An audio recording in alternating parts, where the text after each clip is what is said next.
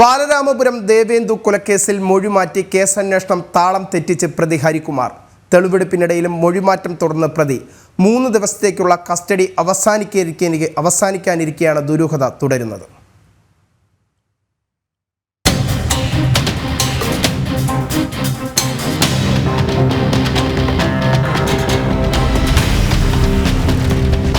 ബാലരാമപുരത്ത് ദേവേന്ദു എന്ന 2.5 വയസ്സുകാരിയെ കിണറ്റിൽ മരിച്ച നിലയിൽ കണ്ടെത്തിയത് ഇക്കഴിഞ്ഞ 30-നാണ്.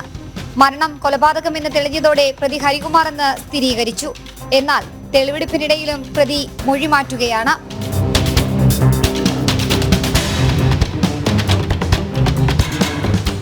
ഇതോടെ മരണത്തിൽ കൂടുതൽ വ്യക്തത തേടുകയാണ് പോലീസ്. അമ്മാവൻ ഹരികുമാർ കിണറ്റിലെറിഞ്ഞ് കൊലപ്പെടുത്തിയ സംഭവത്തിന്റെ ചുരുളഴിക്കാൻ പോലീസിന്റെ അവസാന ശ്രമങ്ങൾ തുടരുന്നുണ്ട്. പ്രതി അമ്മാവൻ ഹരികുമാറിനെ പോലീസ് കസ്റ്റഡിയിൽ കൂടുതൽ ചോദ്യം ചെയ്തു. കസ്റ്റഡി കാലാവധി കഴിയും മുൻപേ കേസിൽ വ്യക്തത വരുത്താനാണ് പോലീസ് ഒരുങ്ങുന്നത്.